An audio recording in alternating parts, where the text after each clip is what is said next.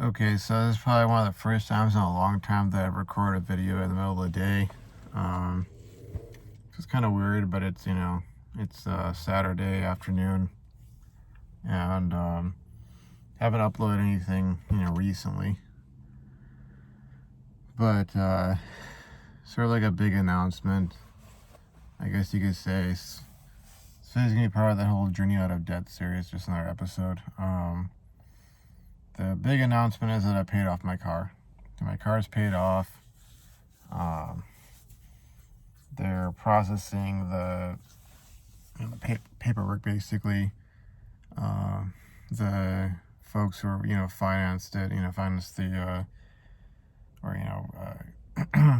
gave me the loan basically, or who I took out a loan with. They're having to contact the DMV to get the lien released against the car and essentially notify them that everything's paid in full, that the loan is paid in full. Excuse me, and transferring the title over to me, transferring the title of ownership of this car over to me. So maybe within next week or two. I think last time I checked, they said that things should be released in like 3 days, which was from yesterday, I think it was, or day before yesterday. But there may be some delays in terms of like, once it's been determined that it's released and that the ownership is in my hands, that it may take a few more days for them to actually get all the paperwork together and send it over. So that's why I say like a week or so, maybe a little more than a week, maybe a little bit less than a week, but basically I own the car now. Once everything gets processed, and at this point where I'm thinking of getting some sort of like fireproof and waterproof safe where I can actually store these things, because I have everything else from what I've paid off my other debts stored on the hard drive of my laptop. I'm probably just gonna, I think when I go back, assuming that things has happened, I'm gonna email myself a copy of all of those just so I have that in electronic format, in an email. But what I want to do is print those all out in triplicate, have them stashed in the safe that I'll be buying, and I also would want to have 3 copies of the title made, and then I could have that in the safe with the original sort of deal, something like that. Maybe in the future I'll get other safes and I'll stash other copies in there or something like that. But for now, that's what I'm gonna do. At least that's my plan. But man, it feels good, but it also feels like strange and weird at the same time, because I've recorded a lot of my videos in this car, just sitting in the driver's seat and watching as the balance would go down when I was working all those extra hours and throwing my money at the debt, and throwing money at other debts and that sort of thing. And it's like now I sit in this car and it's like it's something that physically I own it. I have this actual asset or possession, whatever you want to call it. I mean, some people will consider it an asset, though I mean its value does depreciate over time, but some people will include its value in your net worth calculation, because you can sell it for cash, you can liquidate it and turn it into cash, that sort of a deal. But something I actually own. I sit in here, I actually own this car, and it's an interesting feeling that I actually have like a decent possession to my name. It's like, yeah, I don't have a house, I didn't just pay off a mortgage or anything like that, but it's been a major milestone I've been working towards, because it's taking sort of the debt snowball method or debt snowball approach, where it's like either you pay off the lowest debt in terms of principal, or you pay off the lowest debt in terms of interest rate. If you have 2 debts that are equal in terms of principal value, I pay out the lowest interest rate or the highest interest rate, something like that. It's like I think it's actually, I think for some it's like you pay the one off with the highest interest rate first, but for me I was looking at it purely in terms of like principal, and sort of working my way up to that. And I had to do that while keeping the other, higher principal loans, in current status, or digging them out of that, getting them back to that, and then going forward from there. And that meant paying off several student loan accounts, in order to get to the point where I could be like, okay, my lowest amount owed principal wise on a loan is my car loan, and then hacking away at that. So I had to, what was it, how many did I have to get through? I think I had to get through, it was seven student loans, or student loan accounts, because some of them covered like 2 or 3 student loans, but I had to get through all of those while keeping this one current in order to get to the point where it's like, okay, the next one I'm going to pay off is my car loan. And I just paid that off, and it's a lot of work, a lot of extra hours. There were some times where I was kind of like, I guess you could say I was taking some risks in terms of sleep deprivation, and just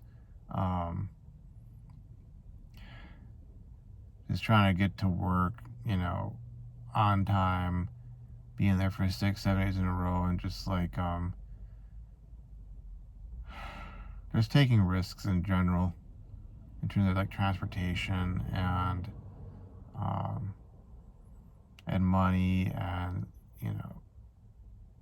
health in some ways. But I tried to temper that with like there were times where like when I was driving to work. Like, for instance, I'll give an example. There were times where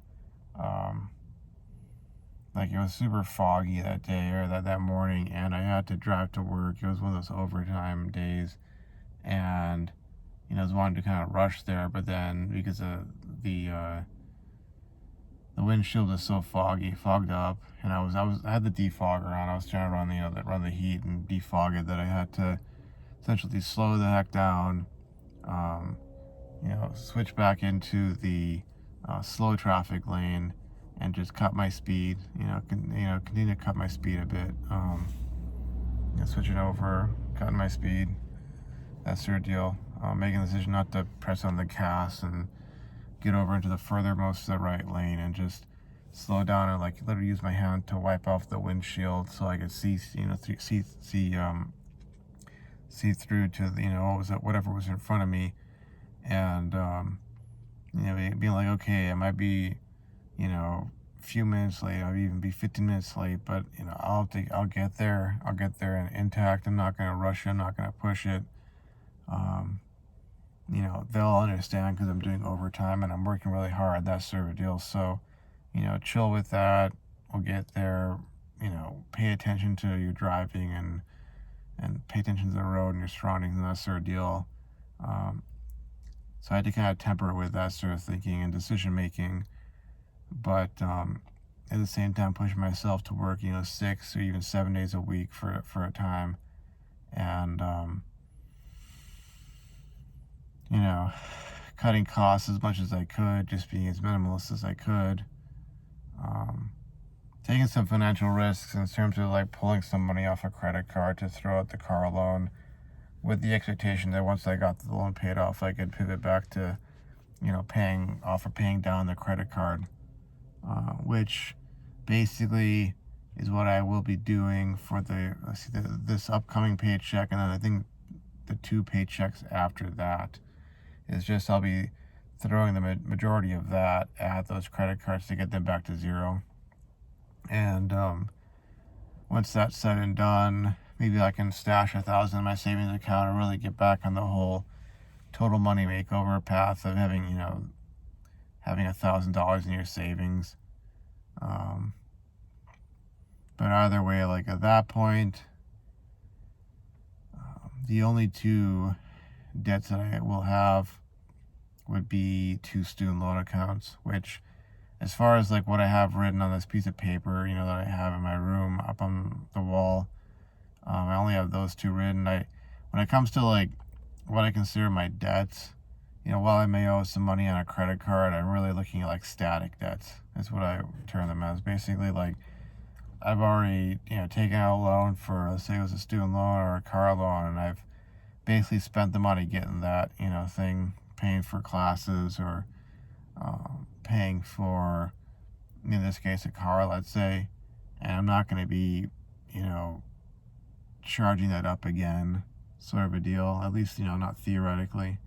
So, I list those. The credit cards can fluctuate a bit, and besides, like, even if I were to max out, my credit lines for my credit cards, at this point, like, it would be like a drop in the bucket compared to what my student loans were. And, while I have paid off the majority of them, it would still be a drop in the bucket compared to what they are now. Same compared to what my car loan was. It's like we're talking like, a fraction of that. It wouldn't even be necessarily. I mean, it would be an issue and a problem, but in terms of amount owed, it wouldn't be anything compared to that. It's such that, like, in a month and a month and a half, I could have all my credit cards, back to being zeroed out. And even if they were all maxed out, I mean, it would probably take me maybe 2.5 to 3 months just making maximum payments, just way beyond the minimum, which is what I've kind of gotten in the habit of doing when it comes to debts. I just max out my payments and just, I zero stuff out. I'm trying to get things paid off, get debt free. That's been my mentality, that, even if they say, oh, you only owe $100, for this minimum payment, I'll pay 500 or I'll pay 1,000, especially if, like, I only have that amount, owing on the card or on the debt, just so I can get it paid off and be done with it, not drag it out for the sake of, a credit score, which, ironically enough, the way I've been doing things for the most part, it's like significantly increased my credit score. Obviously it's dipped in the last like couple of months because, I pulled some money off a credit card to throw at the car loan, but given that, my plan is to get my next paycheck and then the, next two after that, be zeroing those out. I mean, I'm expecting it to bounce back into the, good credit score region, and, generally speaking, increase in the future, because I'm kind of like getting to that point with this whole getting out of debt or journey out of debt where I don't feel as much pressure. Like, I still feel the pressure to get them all paid off and get out of debt, but I don't know if it's so much pressure, actually.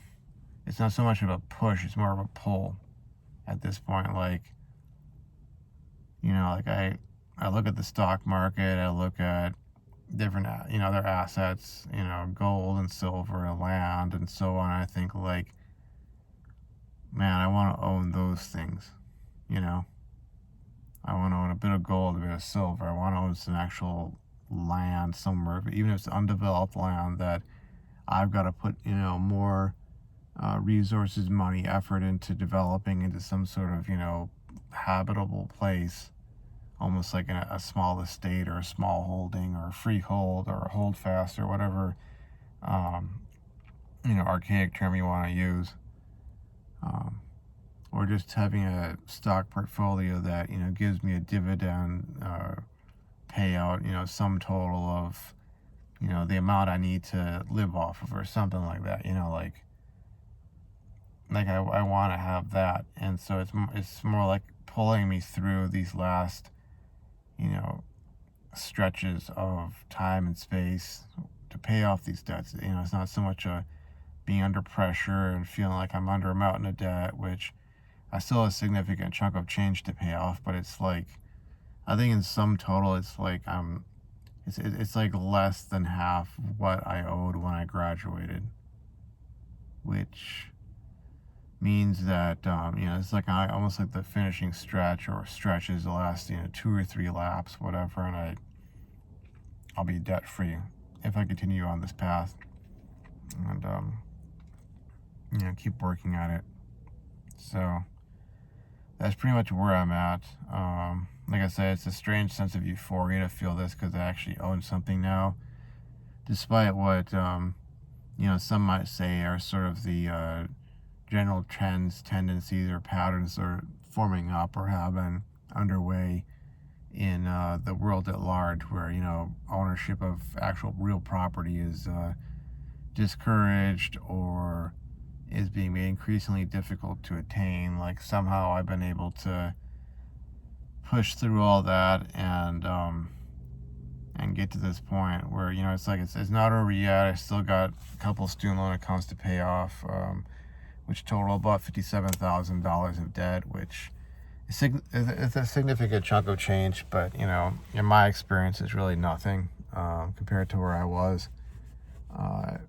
It means that the struggle, the fight, the effort's not over. Excuse me. And I've got to keep going, keep on this plan, that sort of a deal. But it also means that I've made a significant gain, so to speak, or I've made significant progress. So I'm seeing the fruits start to show up. Basically, efforts are starting to bear fruit, and it gives me even more motivation to keep going. So, anyways, that's my little update video for now. Maybe in a few months I'll be, talking about another major milestone, but we'll see about that. So, anyways, thanks for watching. Take care, and I'll see you folks around. Bye-bye.